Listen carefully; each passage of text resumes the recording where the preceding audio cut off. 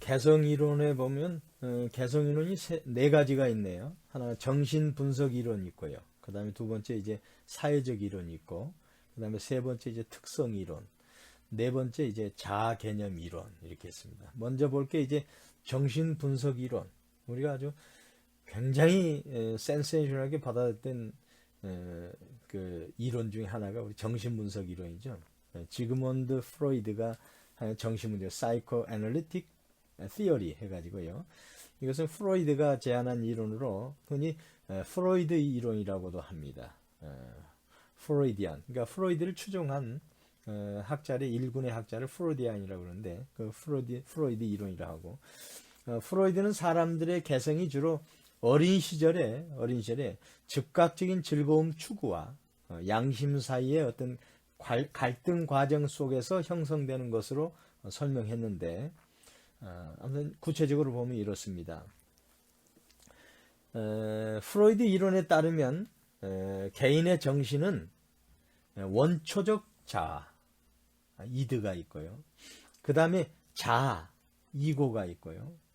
그 다음에 초자아, 슈퍼 이고가 있습니다. 이 세 가지 요소로 구성되어 있다고 보고 있고요. 이들 세 요소 간의 상호작용으로 개개인의 독특한 성격 특성인 개성이 만들어진다고 보았습니다. 그래서 프로이드 이론에 제시하는 세 가지 정신 시스템의 구성 요소와 특성을 한번 살펴보죠. 근데 이게 굉장히 그 의미가 있어요, 이게 사실은. 근데 프로이드는 무슨 이게 뭐 다른 사람들이 비난할 때 너무 성에 집착했다 그러는데 그게 아닌 것 같아요, 제가 봐서는. 하여튼 본능이라고 하는 것 자체는 동물도 지금 본능을 가지고 있지 않습니까? 본능. 우리 인간에게도 본능이 있는 거죠. 본능. 그러나 사회적 규약 때문에 이제 그걸 슈퍼이고가 제약시키고 있는 거죠. 그 다음에 이제 바로 내 이고가 그 상호 관계 속에서 본능과 이드와 초자아 속에서 사회적 인간으로 정립해 나가는 것. 어떻게 보면 지극히 합리적인 것 같기도 해요. 한번 보죠. 원초와 이드. 태어날 때부터 이미 개인에 내재된 모든 심적 에너지의 원천을 원초화라고 한다. 다시 말해서 원초화는 성욕, 리비도, 이게 이제 만족감입니다. 대표적으로 얘기한 게 만족감이에요. 리비도를 포함한 인간의 생리적, 본능적 욕구의 즉각적인 충동을 충족시키려고 하는 원동력을 말한다. 원초화는 자신의 욕구를 충족시키고자 하는 쾌락 원천에 의해서 작동한다. 그러니까 기본적으로 내 욕구 충족은 뭐죠? 소비하는 행동에 있어서 가장 기본이 뭐죠? 내 욕구 충족 아닙니까? 그러니까 우리 인간 속에는 그런 욕구 충족하는 그런 어떤 자기 쾌락 원칙이 기본적으로 기저에 깔려 있다고 보는 겁니다. 프로이드. 그 다음에 초자아, 슈퍼 이고는요. 초자아는 사회에서 얻은 도덕적 기준을 내면화한 겁니다. 학습을 통해서, 경험을 통해서 내면화한 거죠. 양심에 따라서 원초와의 충동적인 행동을 억제시키는 역할을 이게 합니다. 즉 초자아는 도덕적 기준에 따라서 본능적인 행동을 규제하는 역할을 수행하고 있다. 이게 굉장히 아주 논리적으로 잘 정리를 했어요. 그러니까 프로이드 학파가 만들어진 거죠. 지금도 이걸 가지고 이게 근간이 돼서 계속 이 심리학이 발전되고 있는 거 아닙니까? 그 다음에 자아는 원초와 초자아를 현실 원리에 따라 중재하는 역할을 수행한다. 즉 원초아가 추구하는 본능적인 욕구와 초자아가 추구하는 도덕적 행동 간의 중재 역할을 수행해서 사회가 허용하는 방식을 통해 원초아의 목표를 달성할 수 있게끔 한다. 원초아의 목표를. 그 욕구를 충족시켜주는 거나 이거죠. 욕구 5단계설도 다 그런 거 아닙니까, 사실. 생존에 대한 욕구에서 안전에 대한 욕구, 뭐 소속감에 대한 욕구, 그 다음에 존경받을 욕구, 그 다음에 자아 실현의 욕구, 그 욕구를 충족하기 위해서 우리가 사는 거죠. 그게. 근데 인간은 동물과 다른 그 욕구가 나만의 욕구를 충족하느냐? 아니라 이거죠. 공동선을 달성한다 이거죠. 물론 사람에 따라서 다르겠죠. 그게 개성인 거예요, 개성. 예. 각자 개성이 다르다 하는 게 그런 욕구의 깊이와 넓이와 폭과 모든 게 다 다르다는 거죠. 프로이드 생각이. 그래서 이 이론에 따르면 사람들은 누구나 성장 과정이나 환경이 조금씩은 다르기 때문에 개인의 정신 시스템 내에 원초와 자아, 초자아 간의 상호 역학 관계가 서로 상이하게 나타나게 되며 이로 인해 개인마다 특유한 성격이 형성된다. 특히 이론에서는 원초에 의한 분별 없는 충동과 초자아에 대한 엄격한 금욕관의 욕구 부조화를 조절하여 성격 시스템의 균형을 유지시키는 데 필요한 자아의 역할을 매우 중요시하고 있다. 그게 이제 정신분석 이론의 아주 기초입니다. 이게. 우리는 피상적으로는 이 정도 알면 될 것 같아요. 그럼 이제 정신분석 이론과 소비자 행동은 어떤 연관이 있는가 한번 보죠. 정신분석 이론은 정신 시스템 구성 요소 간의 상호작용이 개인 의식의 수준에서 일어나기보다는 주로 무의식 수준에서 나타나는 것으로 본다. 그렇죠. 다 무의식 수준이죠. 근데 무의식 수준이라는 것 자체는 무의식이란 용어 자체가 사실은 애매한 거예요. 이미 우리는 무의식이라고 한 것도 다 이미 우리 머릿속에서 그걸 감지 못한 의식이지 무의식이 아니죠. 감지 못한 의식이죠. 그런 걸로 진행이 된다고. 그래서 따라 소비자가 의식하지 못하더라도 무의식적인 동기를 소비자들은 잠재적 동기를 소비자들이 갖고 있다는 거예요. 여러분이나 저나. 의식을 할 수 없다 할 따름이죠. 이러한 동기가 소비자 행동에 영향을 주게 된다. 특히 원초화를 만족시키기 위해서는 사회적으로 허용되지 않은 방법이 요구될 수 있으며 이에 따라 자아는 상징적인 소비를 통해 원초화를 충족시키고자 한다. 무의식적인 동기가 소비자 행동에 영향을 줄 수 있다는 정신분석 이론을 바탕으로 연구자들은 소비자들의 동기조사를 수행합니다. 그래야 특정 상품의 구매나 소비 행동에 잠재적 동기를 이해하려고 합니다. 그래서 소비자들의 동기조사는 심층 인터뷰를 통해서 이루어집니다. 어떤 상품을 사용하는 것과 관련된 무의식적이고 기저에 있는 동기를 밝히는데 주로 가게 되는 거죠. 그래서 몇몇 연구들은 스포츠카나 장갑, 사탕 등의 구매 및 사용 기저에는 성적인 욕구 충족의 동기가 있다고 보는 거예요. 그러니까 스포츠카라든가 장갑이라든가 사탕. 그 다음에 비누나 미용 관련 용품의 구매에는 사회적인 수용 동기가 있다는 거예요. 그건 뭐냐면 이제 사회인으로서의 뭔가 대면 접촉을 하고 할 때 뭔가 나를 드러내려고 하는 거 있잖아요. 그런 게 이제 사회적인 수용 동기가 있다고 제시하고 있어요. 따라서 동기조사의 결과는 마케팅 관리자들에게도 유용한 시사점을 제공하는데 소비자의 본능적 욕구와 무의식적 동기에 소구하기 위해, 소구라는 게 어필입니다. 어필하기 위해서 상품 포장이나 프로모션 등의 성적 상징물을 사용하거나 상품에 상징적인 의미를 부여해서 소비자의 잠재적 욕구를 만족시키는 소비가 이루어지게 할 수도 있다. 이런. 그래서 이제 이 원초화에 대해서 굉장히 아주 중요하게 보는 거예요. 원초화. 예. 그래서 이제 그림을 보면 프로이드 이론에 보면 이 만족이란 게 사실 제일 중요한 요소죠. 만족. 여러분이나 저나 다 만족인 거죠. 그렇지 않습니까? 근데 여기서 이제 반대로 제기한 사람들도 있어요. 뭐냐면 이제 너무 원초화를 주장하다 보니까 그러면 그 신부님들이나 그 다음에 또 없는 사람이 또 없는 사람을 도와주는 자선행위나 이런 것 자체는 그러면 그런 또 너무 설명이 좀 그러니까 내가 고통을 받으면서도 만족하는 경우도 있는데 너무 이건 문제 있는 거 아니야 이런 의견도 있지만 그건 극히 예외 아니겠어요. 네. 근데 기본적으로 저는 프로이드 이론에 대해서 굉장히 뭐랄까요, 수용하는 그런 측면에 있습니다. 그러니까 이제 이드 시스템 하나의 거기에 이제 슈퍼 에고 시스템이 이고 시스템을 이제 견제하는 거죠. 견제보다도 이제 어떻게 보면 이제 그게 폭발하지 않도록 제어 시스템을 하고 있는 거죠. 거기에서 이제 이고 시스템은 이드 시스템하고 슈퍼 이고 시스템을 다 동시에 조종을 하는 거죠. 조종.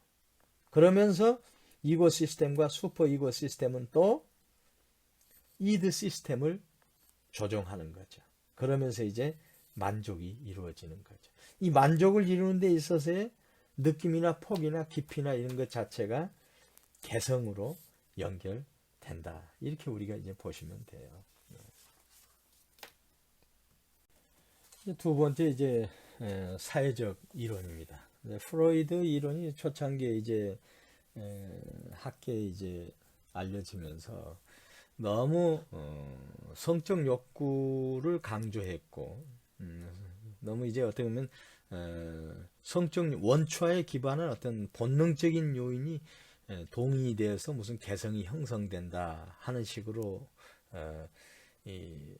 비난을 받으니까 비난을 받아요. 또 이제 사실 프로이드라는 사람은 굉장히 솔직한 사람이거든요. 그러다 보니까 이제 자기 논문 발표에 있어서도 그런 식으로 아주 속된 말로 아싸하게 그냥 얘기를 한 거거든요. 근데 그러다 보니까 이것 자체가 지성인이나 이런 사람들이 볼 때는 너무 이게 좀 지나치다 하는 측면이 없지 않아 있었어요. 그러다 보니까 이걸 이제 보완하면서 한 게 이제 사회적 이론인데 이게 이제 신 프로이드 이론입니다. 이것도 사회적 이론. 이제 혼리, 아들러 유명하죠. 아들러. 그 다음에 융, 그 다음에 설리반, 그 다음에 포럼, 에리 포럼 이런 분들 아주 유명한 이제 학자들이 개인의 개성 발달에 가장 근원이 되는 힘은 사회적 관계라고 보았습니다.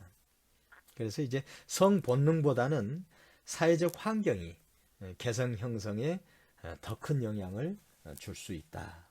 그래서 신프로이드 접근을 이용해서 소비자 행동을 연구한 대표적인 초기 학자는 하니를 들 수 있는데 그는 사회적 환경에서 다른 사람과의 관계를 통해 발생하는 어떤 10가지의 주요한 욕구를 발견했는데 이것을 이제 3가지로 유형화해 가지고 개성 유형을 제시했습니다. 그걸 대표적으로 한번 보시죠.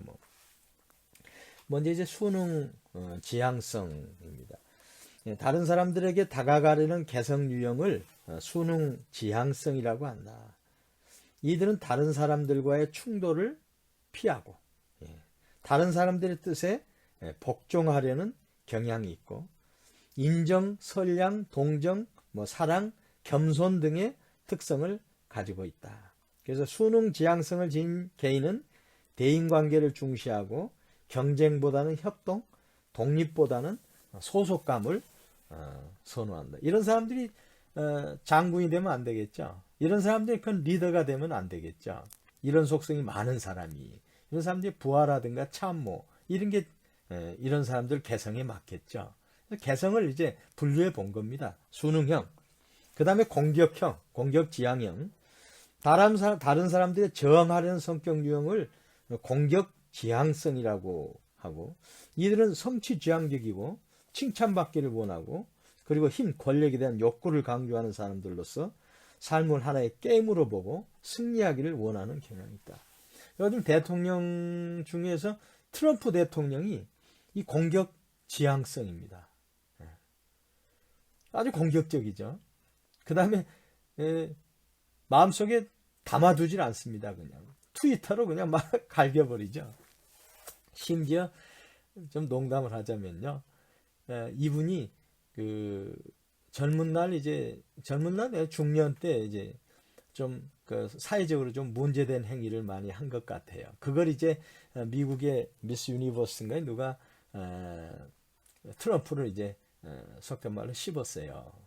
그러니까 이제 트럼프가 트위터에다가 그 여성 이름을 거론하면서 그 사람의 과거 행적과 섹스 테이프를 찾아가지고 유포시키라고 대통령이요.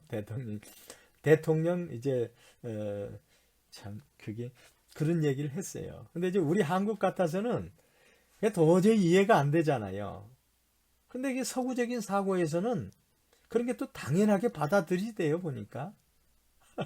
지금 트럼프의 인기가 한 50% 돼요. 근데 이제 재선하려고 뭐 백방으로 뛰고 있는데 모르겠어요, 결과를. 근데 우리 잣대로 해석하면 안 돼요. 그 사람은 어쩌면 경제 분야에 있어서는 자기가 최고라고 자부한 사람이고, 경제만큼은 나에 맡겨라.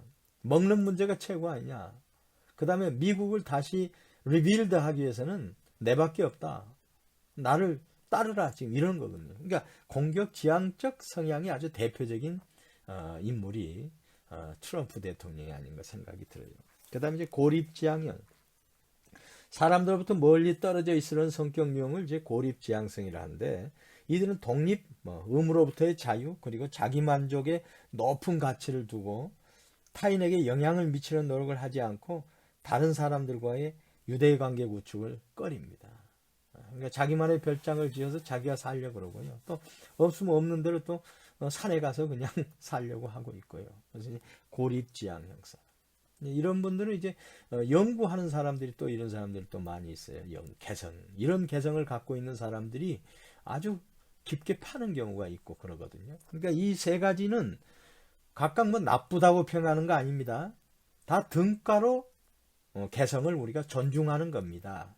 그 다음에 이 한 가지만 갖고 있다고 보는 게 아니에요. 이게 조금이라도 더 많다 하는 거지, 무슨 공격 지향성인 사람이 수능 지향성이 없겠어요? 그 다음에 고립 지향성이 없겠어요? 다 있는 거예요. 근데 그것과도 분류를 해보면 10가지 분류 속에서 세 범주로 나눴는데, 이러이러한 성향이 있는 사람들은 수능 지향성이다. 이렇게 카테고리로 엮어 놓은 겁니다, 이게. 사회적 이론은 정신 분석 이론과 같이 개성을 확인하기 위해서 심층 면접 등을 통해서 정성적인 방법이 주로 이건 사용할 수밖에 없죠. 대화를 해가지고 이제 파악해야 되는 거니까요. 뭐 숫자로 할 수 있는 게 아니지 않습니까? 근데 허니의 유형 구분과 관련해서는 실증이 가능한 CAD, Compliant, Aggressive, Detached 해가지고 이 척도가 개발이 되었어요. 그래서 CAD 척도는 소비자들의 대인 지향성을 측정하기 위해서 개발된 척도로, 이를 적용한 연구에 따르면 소비자들은 자신의 개성 유형에 따라 서로 다른 상품과 브랜드를 이용하고 있다는 것을 보여주고 있어요. 예를 들면 수능적인 사람들은 유명 브랜드를 선호하고요. 그 다음에 더 많은 구강 청결기와 비누를 사용을 한대요. 수능적인 사람들은. 그 다음 공격적인 사람들은 다른 특성을 지닌 집단보다도 전기 면도기보다는 일반 면도기를 더 선호한답니다. 왜 그럴까요? 일반 면도기. 좀 뭔가 야성적인가요? 공격적인가요? 선호하고. 면도 후에 로션을 많이 사용한다 그러네요. 그 다음에 이제 고립적인 사람들을 차를 많이 마시는 대신에 맥주는 별로 안 좋아한다 그래요. 차는 혼자 먹는 거 아닙니까? 명상을 하면서 조용히 산사에서 하듯이. 맥주는 다른 사람과 같이 먹어야 되니까 그거 싫어한다 그러고. 그 다음에 브랜드는 크게 중요하게 생각지 않고, 이게 이제 자기 만족에 아주 높은 가치를 두기 때문에 자기가 좋아하는 걸 찾아가지고 그것을 자기가 선호한다는 거거든요. 그래서 연구 결과에 따르면 구강 청결제와 비누는 사회적 승인의 어떤 상징적인 의미를 지니고 있고, 일반 면도기와 애프터쉐이브 로션은 어떤 사회적 정복의 상징적인 의미. 그러니까 서부 영화 같은 거 보면 그냥 거품을 취해가지고 그냥 면도하다가 상대방이 총을 겨누는데 먼저 총을 쏘고 하는 경우도 많지 않습니까? 그러니까 차를 마시는 것은 이제 홀로 있음을 상징하고 있다. 그래서 이런 개성에 따라서 마케팅 포인트를 달리해야 된다 하는 거거든요. 이것도 소비자 행동에 있어서 이런 개성을 연구하는 게 굉장히 중요한 포인트가 된다 하는 겁니다. 이게. 그 다음에 이제 우리가 특성 이론은 개인의 다양한 측면들의 특성을 종합해서 개인의 개성을 설명할 수 있다고 보는 이론이거든요.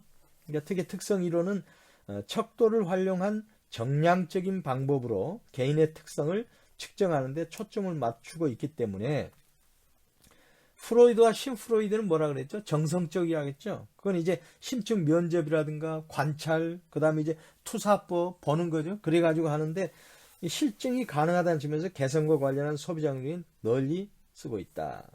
그러니까 이제 신프로이드나 프로이드 이론은 좀 뭔가 추상적이면서도 정성적이기 때문에 구체화하기에는 좀 문제가 있는데 그럼에도 그게 있다 하는 걸 알 수 있는 거지만 특성 이론은 여러 특성을 가지고 그 특성이 있는 사람들의 마케팅의 어떤 소비자 행동에 있어서 요인을 분석하기 때문에 정량적이고 더 구체적으로 마케팅 행동에 활용할 수 있다 하는 내용. 또 개인의 특성은 다양한 측면들로 구분할 수 있기 때문에 다양한 유형의 특성들에 대한 연구와 이에 따른 소비자 행동이 연구되고 있다. 그래서 특성의 종류 및 측정 방법을 한번 보면요. 특성 이론을 토대로 개성을 측정하는 도구들은 여러 가지가 개발되어서 활용되고 있는데요.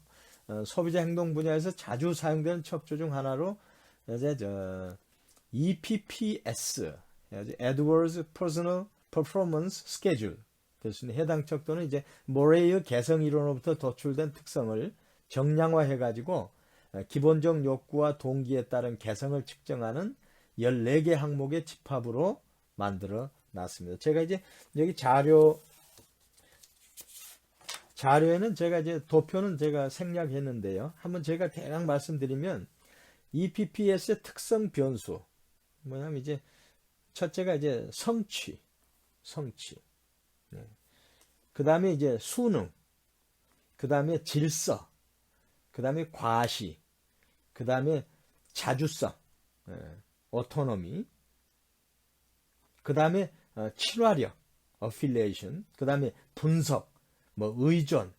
자기 비하. 이건 이제 고립장이겠죠. 그 다음에 지원. 이건 사회적이겠죠. 변화. 이건 공격적이겠죠. 그 다음에 끈기. 이것도 이제 공격적이죠. 이성이 매력을 보인다. 이것도 공격적일 수 있겠죠. 그 다음에 공격. 그래서 크게 보면 사회적 이론에 나오는 이런 것을 이제 특성을 개인의 개성의 특성을 다 유형화해 가지고 이렇게 14개 항목의 집합으로 만들었습니다. 이게 그래서 이제 대표적인 이제 특성에 대해서 보면 이제 어떤 그 독특성의 욕구, 독특성의 욕구. 그 다음에 이제 그러니까 다른 사람과 다르고 새로운 걸 추구하여 스스로 특별함을 유지하고는 특성을 가지고 있다 이거죠. 그럼 여기에는 이제 개인은 맞춤 상품이라든가 수제품을 선호할 가능성이 높죠. 그 다음에 희소성이 높은 그런 것을 선호할 가능성이 있고요. 그 독특성 욕구입니다. 그래서 need for uniqueness. 그 다음에 자기 감시가 있어요. 셀프 모니터링. 그래서 자기 감시는 자신의 행동이 다른 사람들이 어떻게 받아들여질지에 대해 신경을 쓴다 이거죠. 내보다도 나의 행동이 다른 사람이 어떻게 볼까 하는 거죠, 이게. 자기 감시 수준이 높은 경우에는 다른 사람의 평가에 민감하겠죠. 그래서 다른 사람들이 더 좋아할 수 있도록 자신의 이미지를 계속 만들어 가고자 하는 거죠. 상품 선택에서도 다른 사람의 평가 관계를 중요해서 다른 사람이 좋아하는 것을 자기가 선호할 가능성이 높은 거죠, 이게. 그래서 이런 사람들은 유행에 더 민감합니다, 이게. 셀프 모니터링 성향에 있는 특성을 갖고 있는 사람들은요. 그 다음 이제 외향성.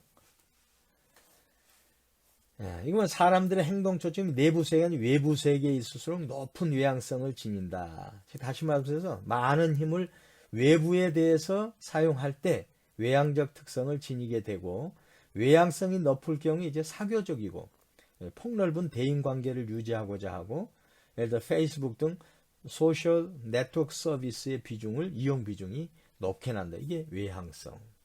그 다음에 이제 인지 욕구, need for cognition이네요. 인지 욕구는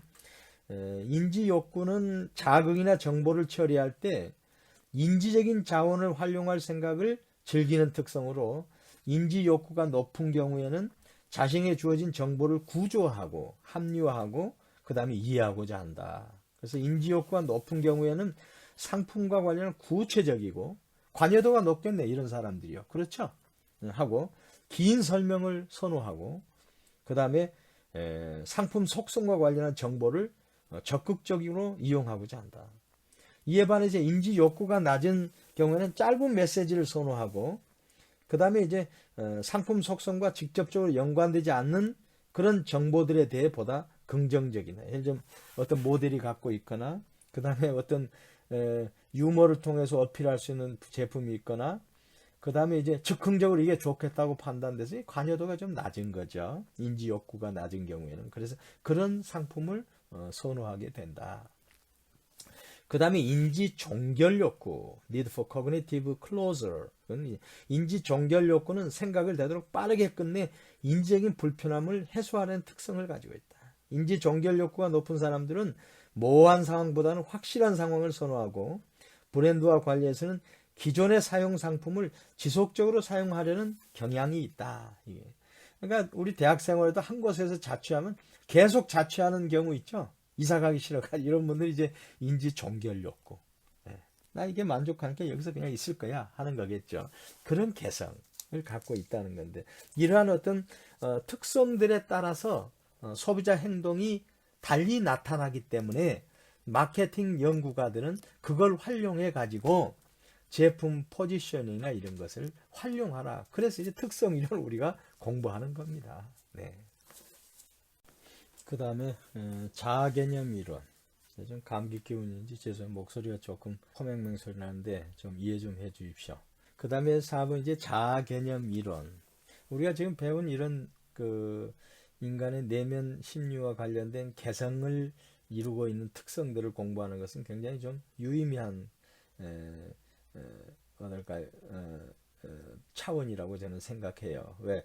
우리의 한번 생각이나 우리의 개성이나 특성을 한번 되돌아볼 수 있는 거거든요. 굉장히 좀 재밌게 여러분 좀 들어줬으면 좋겠어요.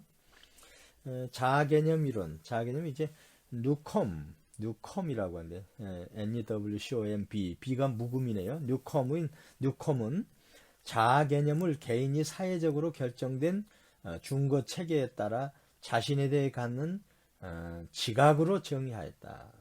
그러니까 사회적으로 결정된 준거 체계, 기준 틀에 자신에 대해 갖는 지각, 내가 그 기준에 어디에 포함될까 하는 그런 그 자신에 대해 갖는 지각으로 정의하는데, 이는 사람들이 자기 스스로에 대해서 어떻게 판단하고 있는가를 의미합니다. 그게 중요하겠죠. 즉 자아 개념은 자기 자신에 대한 개인의 생각과 느낌의 총체를 말하는 것으로, 자신이 어떠한 신체적 특성을 지녔으며 성격, 습관, 가치관, 능력 등을 가졌다는 것에 등에 대해서 기반한 자아 이미지의 인식이다. 또 중요한 거죠. 나에 대한 이미지가 뭘까요? 여러분의 이미지가 뭘까요? 스스로 판단하는 게 제일 정확한 거 아닙니까? 근데 우리는 이제 포장으로 세상을 살다 보니까 다른 사람이 볼 때는 달리 보일지 몰라도 나는 나를 속일 수 없는 거죠. 그래서 자아 개념 이론이 거기서 나온 겁니다. 자아 개념 이론의 적용은 소비자 행동 연구자들이 자아 개념에 관심을 갖는 것은 소비자들의 자아 개념이 상품 및 브랜드 선택에 영향을 미칠 수 있기 때문입니다. 그렇죠? 자아 이미지 일치성 모형에서는 소비자들이 자신의 이미지와 일치하는 상품을 사용하고자 하고, 그 다음에 그렇지 않은 상품은 사용하지 않으려고 한다. 예를 들어 스스로 젊고 세련됐다고 인식한 50대 남성의 경우에는 정장보다는 캐주얼을 선호하겠네요. 그 다음에 캐주얼한 옷들 중에서도 디자이너 브랜드의 선택 비중이 높을 수 있겠습니다. 그래서 이렇듯 자아 이미지 일치성 모형에서는 소비자가 구매한 상품 또는 브랜드가 자아 개념을 표출하는 방법이 될 수 있는 거죠. 그래서 마케팅에서 자아 개념 이론을 중요하게 활용하고 있는 거죠. 자아 개념은 이제 두 가지가 유형이 있습니다. 실제적 자아 개념. 그건 뭐냐면 개인이 자신을 실제로 어떻게 지각하는가를 의미한다. 실제적 자아. 둘째는 이상적 자아 개념. 이는 자신이 되고 싶은 자아 상태를 의미하는 거예요. 이게 두 가지가 있답니다. 나는 실제적 나는 50인데 이상적 나는 100이야 하는 게 있다는 겁니다. 예. 소비자들은 상품이나 브랜드를 선택할 때 자아 개념을 강화하기 위해서 실제적 자아 개념과 일치하는 상품을 구매하기도 하고 때로는 이상적 자아 개념을 추구하기 위한 상품을 선택하기도 한다.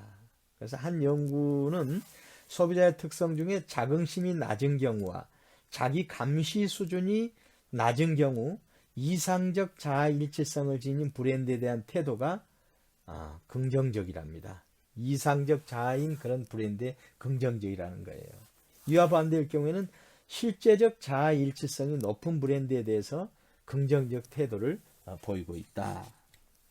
그래서 자아 개념과 브랜드 또는 상품 선택의 관계는 상징적 자아 완성 이론으로도 설명할 수가 있는데, 이는 소비자들이 상징적인 소비를 통해서 자신의 자아 개념을 완성시킬 수 있다는 겁니다. 굉장히 중요하네요. 그래서 특정 상품이나 브랜드는 어떤 상징적 의미로 소비자한테 지각이 된다는 거죠. 그러면서 자아 완성이 된다는 거죠. 자아 개념이 완성된다는 거죠. 그래서 소비자는 이러한 상품을 선택해 소비함으로써 상품에 있는 상징적 의미를 자아 개념에다가 반영할 수 있다는 겁니다. 예를 들면 명품 시계, 고급 차 등의 소비를 통해서 높은 지위와 같은 상징적 의미를 자아 개념에 반영할 수 있는 거죠. 그렇지 않습니까? 네. 자아 개념은 마케팅 전략을 수립할 때 다양하게 적용시킬 수 있다. 먼저 세분 시장을 구분할 때 자아 개념을 활용할 수가 있는데, 예를 들면 보수적인 자아 개념을 가진 소비자들과 현대적이고 자유분방한 자아 개념을 가진 소비자들은 별도 세분 시장으로 나눠야 되겠죠. 그래서 이를 바탕으로 해서 마케팅 관리자는 각 시장에 서로 다른 접근을 수행해야 된다는 겁니다. 또 특정 소비자들의 자아 개념과 일치하는 브랜드 이미지를 갖는 상품이 시장에 없다면 이것을 이제 새로 만들어야 된다 하는 거거든요. 그래서 자아 개념은 상품 선택뿐만 아니라 점포 선택에도 작용할 수 있다. 소매점포 관리자는 목표하는 표적 시장을 정하고 이를 구성하는 소비자들의 공통적 자아 개념과 조화를 이룰 수 있는 점포 이미지를 형성하도록 해야 된다. 좀 보수적인 사람들은 좀 검은색이라든가 좀 웅장하다든가 이런 걸 원할 거 아니에요. 좀 거기에다가 이제 뭐 젊은이 취향으로 해놓으면은 맞지 않을 거 아닙니까? 그러면 타겟이 잘못된 거죠. 이런 것을 이제 자아 개념 이론을 적용한 마케팅 전략이라고 우리가 볼 수 있겠습니다. 그래서 이제 개성과 소비자 행동을 한번 또 보면요. 이제 개념 이론까지 다 마무리 짓고 이제 개성과 소비자 행동이 어떤 관계가 있는가 한번 보면, 개성과 행동 간의 관계. 소비자 행동 분야에서는 주로 다음과 같은 주제를 중심으로 개성에 대한 연구가 이루어져 왔습니다. 개성과 브랜드 선호와의 상관관계로 개성의 유형에 따라 선호되는 상품이나 브랜드의 차이가 있는가? 차이가 있는가? 그 다음에 브랜드 충성 구매자의 개성이 그렇지 않은 구매자와 개성 측면에서 차이가 있는가? 뭔가 브랜드 충성 구매자가 있잖아요. 근데 그렇지 않은 구매자가 개성 측면에서 무슨 차이가 있을까? 그 다음에 신상품의 혁신 구매층과 이노베이터, 얼리 어답터, 얼리 유저, 맞죠? 구매층과 후발 구매층의 개성 변수에 차이가 있는지에 대한 어떤 연구. 그 다음에 소비자의 개성과 마케팅 커뮤니케이션 채널 이용 행동 및 마케팅 메시지에 대한 반응 간의 관계에 대한 연구. 그 다음에 이제 개성이 점포 선택 행동에도 영향 요인의 하나로 작용하는지에 대한 연구로 개성의 유형에 따라 이용하는 점포 특성 차이에 관한 연구, 뭐 이런 것을 이제 연구가 이루어져 왔고요. 그 다음에 이제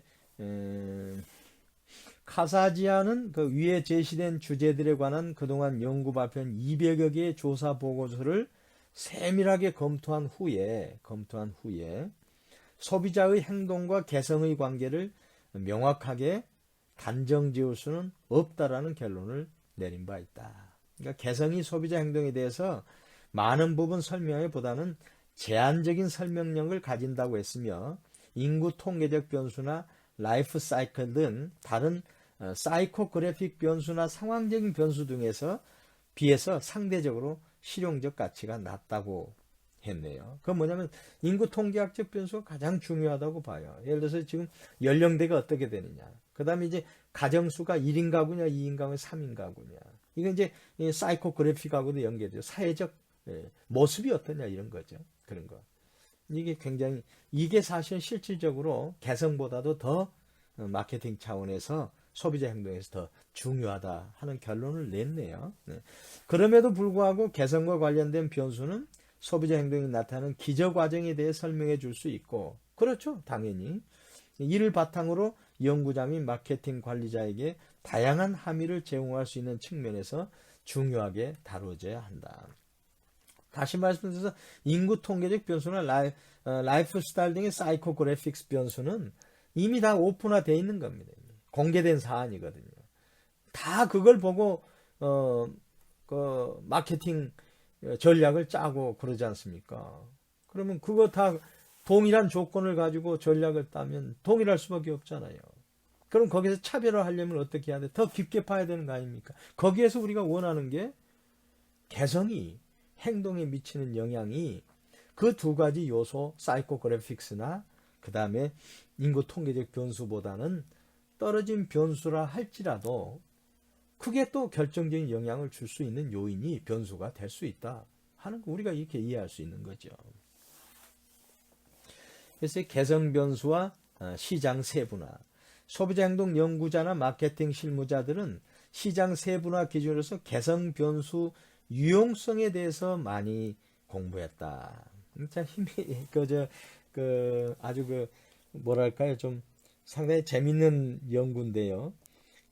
아코프란 학자가 개성을 기반으로 해가지고 맥주 음주자의 개성 프로필을 개발했어요. 그러니까 첫째 이제 피로 회복형이 있고 회복형이 있고, 두 번째 사교적 음주형이 있고, 세 번째 탐닉적 과음형이 있고, 네 번째 폭음형이 있어요. 여러분 어느 형입니까? 근데 여기 이제 보니까 인구 통계적 특성으로는 피로 회복형인 중년층, 그 다음에 사교적 음주형은 청장년층, 그 다음에 탐닉적 과음은 모든 연령층, 그 다음에 폭음형은 장년층에서 아무래도 삶이 좀 힘들어서 폭음을 하나 봐요. 그 다음에 이제 탐닉적은 모든 연령층에서 좋아하면 탐닉하는 거죠. 술이니까. 그 다음에 이제 사교적은 이제 청장년층에서 아무래도 사회적으로 좀 활동을 많이 하는 층이니까 그렇겠고요. 그 다음 피로회복은 이제 어디는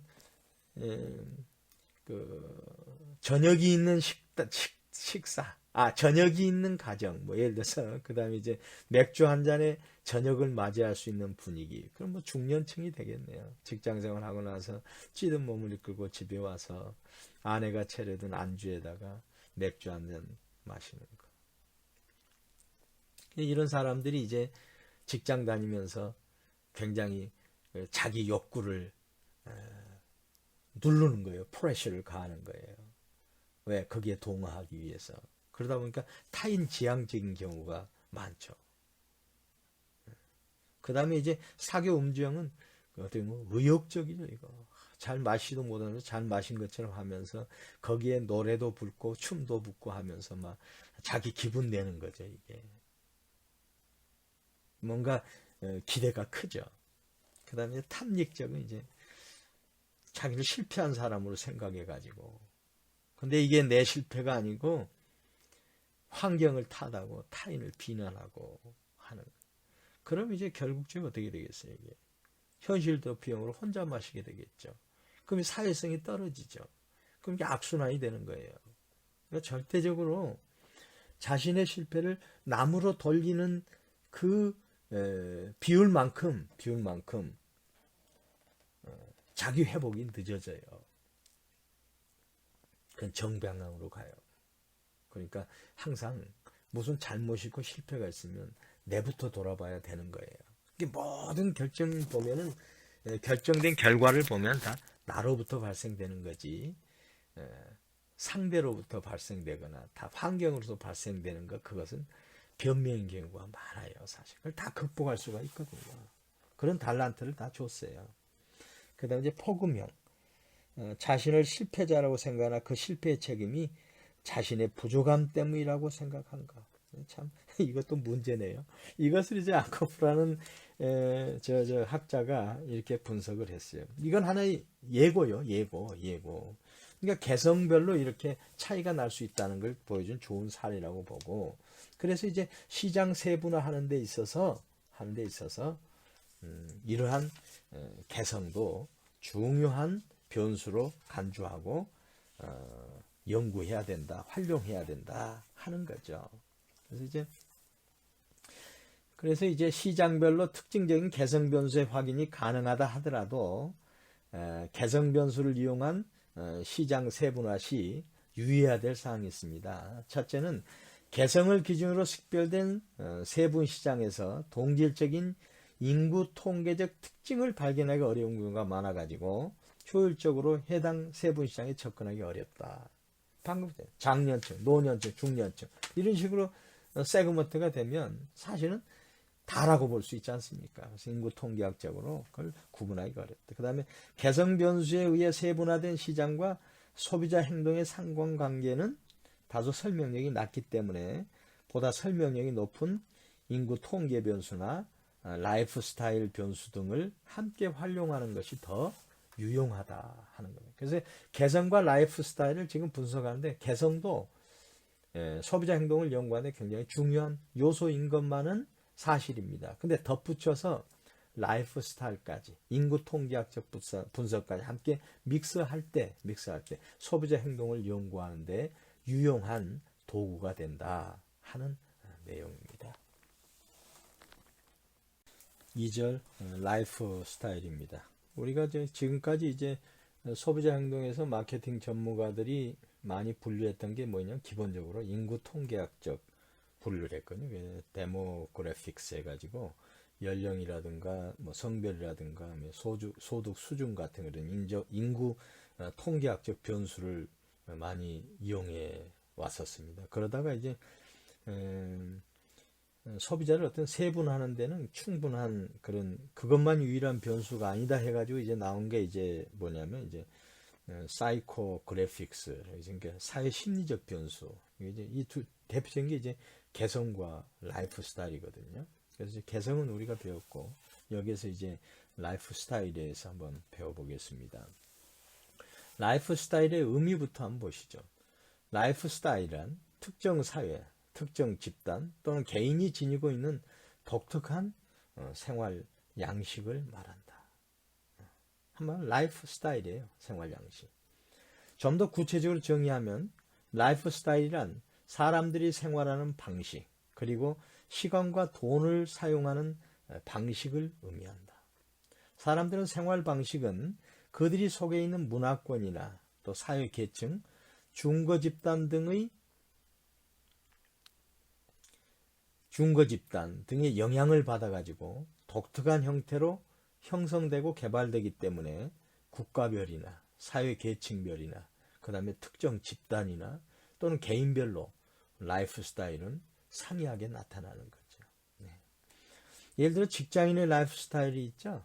항상 흰 와이셔츠에 넥타이 매고 양복 정장하는 거 직장 라이프 스타일. 그 다음에 고소득층의 라이프 스타일. 골프 슈즈나 골프웨어를 입고 그 다음에 고급 스포츠카나 이런 건 라이프 스타일 되는 거죠.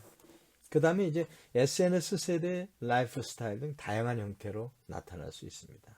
그래서 이제 아까 말씀드렸듯이 라이프 스타일 연구 이전에는 이 데모그래픽스 인구 통계적 변수로 소비자 행동 연구가 많이 이용됐는데, 인구 통계적 변수가 소비자를 세분화하는 데 있어서는 충분한 정보를 제공하지 못한다는 어떤 한계가 있어서 이것을 보완하기 위해서 사회 심리적 변수인 사이코그래픽스에 대한 연구가 시작되었다는 거죠. 라이프 스타일은 개인의 가치 체계와 개성이 반영되는 복합적 개념이라는 특성을 가지고 있다. 그러니까 이제 라이프 스타일 속에 개성이 포함되는 거죠. 개인의 가치 체계가 거기에 포함되고 있고요. 그래서 또 행동 양식에 대한 연구로 개성보다 가시적이라는 특성을 지니고 있다. 그러니까 보여지는 거죠, 이게. 개성은 보여지는 측면이 아니죠. 심층 면접이라든가 뭐 이런 걸 통해서, 그 다음에 투사법이라든가 이런 걸 통해서 조사하는 건데, 라이프 스타일은 어느 정도 가시적이라는 거죠. 개성에 비해서 실제 소비자 행동에 대한 설명력이 더 높다는 특성을 지니고 있다. 그래서 라이프 스타일의 측정은 한번 보죠. AIO 분석을 한번 먼저 보실까요? AIO 분석. 라이프 스타일 연구는 주로 AIO. A는 activities, 행동이죠. interest, 관심이죠. opinion, 의견이죠. 관련된 설문 항목의 측정을 통해 가지고 비슷한 성향을 지닌 소비자들끼리 군집화함으로써 이루어진다. 일반적으로 라이프 스타일 변수는 AIO를 의미하고 있다. 그래서 A, 제가 말씀드린 일상적인 활동, 행동, activities. 그 다음에 주변의 사람에 대한 관심, I, interest. 그 다음에 사회적, 개인적 질문에 대한 의견, 내 의견, opinions. 세 가지 차원에서 파악하려는 방법이다 이거죠. 그 다음에 이제 레이놀즈가 이제 정의한 내용을 간단히 한번 보시죠. 활동은 작업, 취미, 사회적 행사, 쇼핑, 레저 등에 관한 활동으로서 TV를 보거나 상점에서 물건을 구매하거나 새로운 서비스에 관하여 이웃과 이야기를 하는 것 같은 구체적인 행동을 말한다. 행동.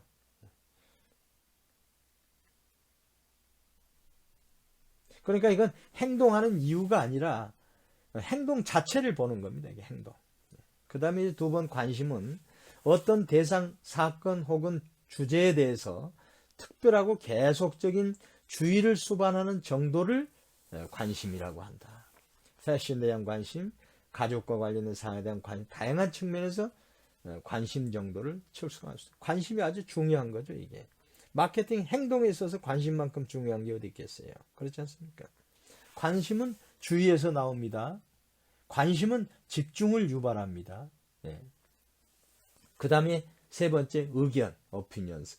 의견은 다른 사람의 의도에 관한 신념이라든가 미래 사건에 대한 예상, 현상에 대한 평가와 해석, 기대 등을 기술하는 데 사용하고 있다.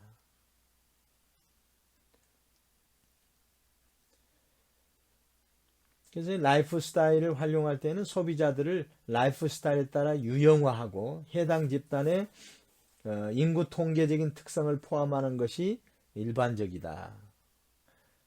즉 백화점 고객에 대한 분석에서 라이프 스타일 연구를 통해 패션 의식적인 소비자를 분류해내고, 그렇죠. 이들의 인구 통계적 특성에 따라 20대 후반에서 30대 초반 전문직 싱글 여성이 다수를 차지한다 등의 서술이 이루어질 수 있다.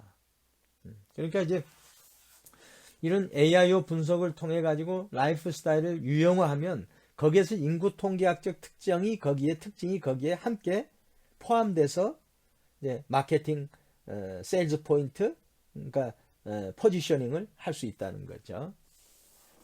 AIO를 이용해서 소비자의 라이프 스타일을 측정하는 경우 AIO 항목들을 여러 개의 진술로 표현하여 응답자에게 제시하고 응답자로 하여금 그 진술에 대한 동의 정도를 나타내게 함으로써 측정한다. 예를 들어 어떤 응답자가 나는 가격이 싼 제품을 찾기 위해 여러 곳을 다닌다. 나는 세일을 알리는 광고를 유심히 본다 등에 대한 진술에 상당히 동의한다면 그는 이제 가격 의식적 라이프 스타일을 가진 것으로 분류할 수 있겠죠. 또한 나는 최신 유행하는 옷 한두 벌을 갖고 있는 편이다. 그 다음에 나의 삶에서 옷을 멋지게 입는 것은 중요한 부분이다. 이런 이제 패션 의식적으로 우리가 분류할 수 있겠죠.